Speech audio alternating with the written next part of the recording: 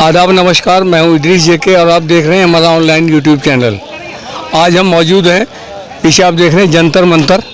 यहाँ पर जो पुलिस व्यवस्था जो है चौक चौबंद है और यहाँ की आज की ख़ास बात यह है जो हैंडीक्राफ्ट है यानी विकलांग लोग हैं वो आज अपनी समस्याओं को लेकर पूरी राजधानी दिल्ली यानी पूरी इंडिया के जो हैं यहाँ पर मौजूद हैं वो अपनी अपनी समस्याएं बताएंगे। हम आपको अवगत कराते रहेंगे। जी हाँ, यहाँ पर जो मौजूद हैं वो बताएंगे कि किस समस्याओं से जूझ रहे हैं। देखते रहे हमारा ऑनलाइन यूट्यूब चैनल। धन्यवाद। पहले हमारे विकलांगजनों की थोड़ी सी बात पहुंचाएंगे आगे। जैसा कि हमने आपको बताया था कि यहाँ पर आज जो है पूरी राजधानी दिल्ली के विकलांग मौजूद हैं और अपनी अपनी समस्याओं को बता रहे हैं। मैं आपसे मिलता हूँ। क्या नाम आपका?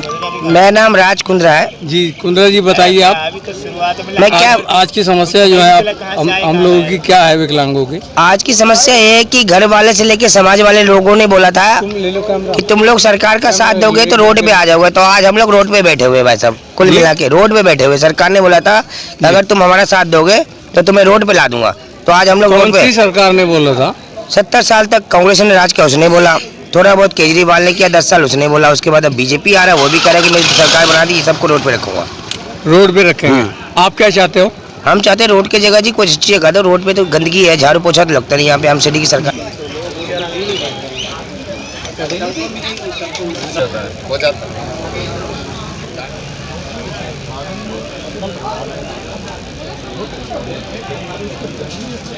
आदाब नमस्कार, मैं हूं इदरीस जेके और आप देख रहे हैं हमारा ऑनलाइन यूट्यूब चैनल। आज की जो समस्या है देश की राजधानी, जी हाँ दिल्ली, इतनी मशहूर कि पूरी दुनिया में फेमस है और यहाँ पर परेशान है वो दिव्यांग। जी हाँ, जिनको ये नहीं दिव्यांग होना या कोई विकलांग होना कोई अभिशाप नहीं है कोई नहीं, लेकिन आजकल तो विकलांगों ने वो करके दिखा दिया। जो विकलांग कर सकता है वो सही आदमी भी नहीं कर सकता। फिर भी इन लोगों के सामने समस्या आ रही हैं। उन समस्याओं को लेकर क्या मामला है पहले मैं आपसे जानना चाहूँगा। देखिए, क्या नाम आपका? मेरा नाम लक्ष्मीकांत पोद्दार है। जी पोद्दार जी, आप यहाँ इस पे किस पद पर? राष्ट्रीय दिव्यांग सहयोग संगठन का राष्ट्रीय अध्यक्ष हूँ। जी देखिए, राष्ट्रीय अध्यक्ष दिव्यांगों के यहाँ पर आए हैं, ये बहुत बड़ी बात है। क्या आप कहना चाहते हैं? मैं कहना चाहता हूँ देशवासियों पे, ना समाज पे बोझ हम लोग बनना चाहते हैं, ना सरकार पे।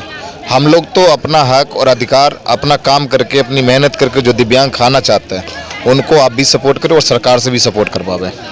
नई सरकार दिल्ली में बनी है, इसने कोई और सहयोग की बात की? अभी हम सरकार के पास तक नहीं गए हैं और उम्मीद है जो कि फिर भी कुछ ना कुछ ऐलान किया होगा। नहीं, ऐलान तो किया था वो पेंशन की, तो पेंशन तो भैया हमें चाहिए ना हम लेते हैं जी। हमें तो अपनी मेहनत की कमाई पे हमें अपने गर्व है। रोजगार का मतलब? रोजगार हमें अपनी और नौकरी के हमें अपनी मैसला है। तो नौकरी में जैसे पढ़े लिखे होते हैं उस मामले में हम जैसे कि बोले जो कम पढ़े लिखे हैं दुकान उनकी, जो शिक्षित दिव्यांग उनको नौकरी, और जो दिव्यांग को शरीर बिल्कुल काम नहीं कर रहा उनको सरकार से 10 से 12 हज़ार रुपये उनके लिए मांग कर रहा हूँ। देखिए, बहुत अच्छी मांग की है इन्होंने कि जो दिव्यांग विकलांग बिल्कुल ही बेकार हैं, नहीं चल पा रहे हैं, उनके लिए 10-12 हज़ार रुपये होने चाहिए और जो शिक्षित हैं पढ़े लिखे हैं उनको रोज़गार मिलना चाहिए। यहाँ पर एक महिला भी मौजूद है, मैं इन महिला से भी मालूमात करूँगा। आपको क्या परेशानी आ रही है? थोड़ा सा पीछे। मेरे को कोई परेशानी थी। मेरा लड़का था एक विकलांग जी। मेरा 22 साल का लौंडा विकलांग था। वो बाहर पटरी में रह के ख़त्म हो गया, लेकिन सरकार की तरफ से कोई मदद नहीं मिली, ना उसको कोई ठिया पटरी दिया गया। वो जिंदगी अपनी पटरी पे रह के उनने बेकार कर लिया, ना उसको कोई काम धंधा, ना रोजी रोजगार। मेरा 22 साल का लड़का मेरा खुद खत्म हुआ।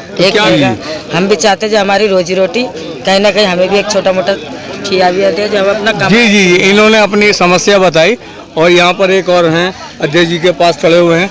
जी, आप भी क्या कहना चाहेंगे देशवासियों से और सरकार से? अपना परिचय दें पहले आप। मेरा नाम मनोज कुमार है। जी जी, हमें नौकरी दी जाए और विकलांगों को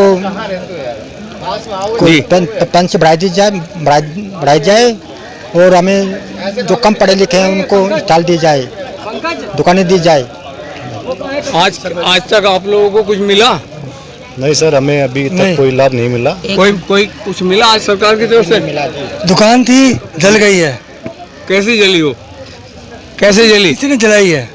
किसी ने जलाई? हाँ। तो क्या हुआ, उसमें क्लेम मिला आपको? नहीं चलिए सर, मैं कहना चाहता हूँ सर। जी हाँ, एक और विकलांग जी अपनी व्यवस्था बताना चाहते मेरा नाम वीरेंद्र कुमार वर्मा है और मैं चाहता हूं, जैसे विकलांग व्यक्ति रोजगार के लिए भटक रहा है, परेशान है, हम में कुछ विकलांग ऐसे भी होते हैं जिनके अंदर बहुत प्रतिभाएं होती हैं, जैसे कि कोई खेल में है, कोई पैरा ओलंपिक खेलता है, कोई अच्छा पढ़ सकता है, सरकार या समाज उसको सुविधा दे, उसको सहारा दे तो वो बहुत कुछ कर सकता है। लेकिन सरकार समाज कोई उसको सहारा नहीं देता, और जो समाज है जो विकलांग के लिए मदद करने वाला हो वो उसको लंगड़ा, लूला, अपाहिज, जला कटा कह के उसका मनोबल तोड़ जाता है। दूसरी बात यह है कि जब सरकार में कोई भी चीज़ है शिक्षा के लिए, सरकार जो है नहीं प्राइवेट स्कूलों को बहुत बड़ी जमीन दे देती है, निःशुल्क दे देती है, उन प्राइवेट स्कूलों को खोल जाता है ना, तो उन स्कूलों में विकलांगों के बच्चे पढ़ने जाते हैं, अगर पढ़ने जाते हैं तो उनसे मोटी रकम की अब एक लास्ट में ऐसा क्वेश्चन है, इनका धरना प्रदर्शन काफी टाइम से चल रहा है, कोई सरकारी अधिकारी आपकी बातचीत सुध लेने आया नहीं यहाँ पर? अभी तक कोई भी अधिकारी ना आया है जी।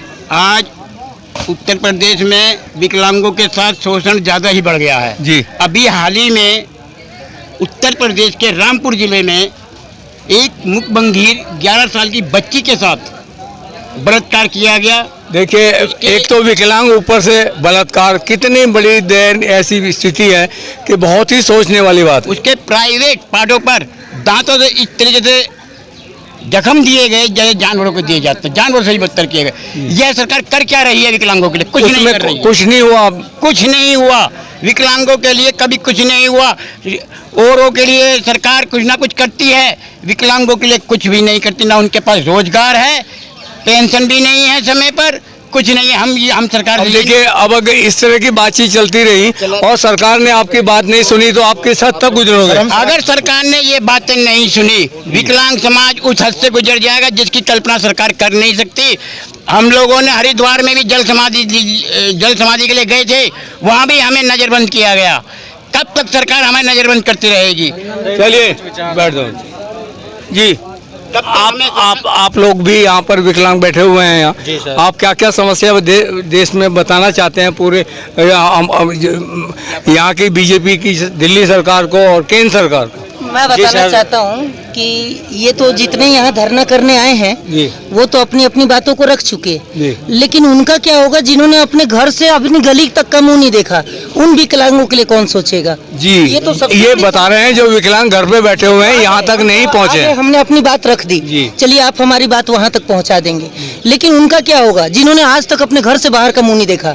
और दिल्ली का सर्वे क्या कहना चाहेंगे? दिल्ली का सर्वे करने के बाद ये रिपोर्ट मैंने निकाली है, ठीक है?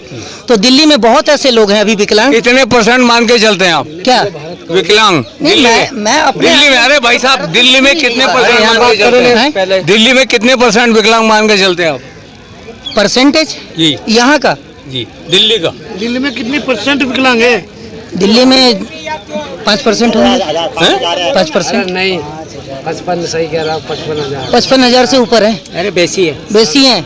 देखिए, अभी दिल्ली का सर्वेक्षण नहीं हो पाया है, लेकिन फिर भी इनकी सरकार जो है, सरकार को इनकी बातें माननी चाहिए। मीडिया का तो यही कहना है। जी बोलिए, क्या नाम आपका? मेरा नाम पंकज शर्मा जी। जी शर्मा जी, बोलिए आप। हाँ जी, मैं कहाँ से हैं आप? यूपी बागपत से, जिला बागपत, गांव का नाम है बड़ावत जी। हम सरकार से हम अपनी मांग के लिए आए हैं। अपनी पेंशन है, रोजगार है, आयुष्मान कार्ड है, सिलेंडर है, बिजली का बिल है, इनकी समस्या, सारी व्यवस्थाएं हैं, सारी व्यवस्था है। एक आयुष्मान बीपीएल कार्ड बनता है, गांव का प्रधान सेक्रेटरी नु कहता है 55,000 रुपए तो तुम्हारा काम होएगा, और नहीं होएगा नहीं, मतलब विकलांग 55,000 रुपए कहाँ से लाएगा? देखिए, इन्होंने कितनी ऐसी गहरी बात बताई कि 5,000 रुपए दो तब जाके आपके कोई कार्ड बनेगा। जी आप बताएं। आप सर 20-2 से जी, हम दिल्ली में, और दिल्ली के विकलांगों के लिए 20-2 से हम 89 हाँ 89 से, और सारा कागजात हमारे पास अभी भी मौजूद है। किस चीज़ का? विकलांगों की। जी, वहाँ से लड़ते लड़ते 2007 से 2011 में जब हमने कमिश्नर, दिल्ली कमिश्नर को दिया कि ये विकलांग जो हमारी स्वयं रोजगार करते, अपनी परिवार को पेट भरते हैं। लंबा ज़्यादा ना खींच के आप थोड़ा सारांश पाइए आप। तो एनडीएमसी को मैं लेटर दिया जी, चेयरमैन को। चेयरमैन ने बोला कि आपके यहाँ कोई फंड नहीं है और कोई पॉलिसी अभी नहीं बनी। दिल्ली के अंदर कोई फंड नहीं है? हाँ, ना पॉलिसी है। मैंने सर 2004 में भी बनी जी, 2014 में भी बनी, 2016 में भी बनी, विकलांगों के लिए फंड, और इनकी जो रोजगार है आप स्वयं निश्चित क्यों नहीं कर रहे हो? देखिए, मीडिया के माध्यम से ज़्यादा लंबी बात ना कहते हुए हम ये कहना चाहते हैं कि सरकार को इस क्षेत्र में इस वर्ग को ऐसे लाना चाहिए जैसे और वर्ग के साथ सुविधाएं दी जा रही हैं। देखते रहें। जी हाँ, मेरा नाम गुलफान है, उत्तर प्रदेश का बागपत जिला पड़ता है हमारा जी। मैं सरकार से यही अपील करूंगा, रिक्वेस्ट करूंगा, जैसे बड़े बड़े आदमियों को जो है कई करोड़ का लोन दे देते हैं सरकार, और वो लोन दे के फिर माफ भी कर दिया जाता है। क्या सरकार हमें एक दुकान का खोखा भी नहीं दे सकती? नहीं, विकलांग की योजना तो है विकलांगों के लिए। दिव्यांग के लिए तो बहुत योजना निकाल सकते हैं अगर सरकार चाहे। निकली भी हैं। आप लोगों का कोई भी आदमी जाता नहीं। हाँ, हमारे तक क्यों नहीं आ पाती? क्या देखिए, इस मामले में तो आपको प्रयत्न आपको ही करना पड़ेगा। जी हाँ, काफी विकलांगों ने अपनी अपनी समस्याओं का बताया, लेकिन समाधान ये सरकार ही कर पाएगी। देखते रहे हमारा।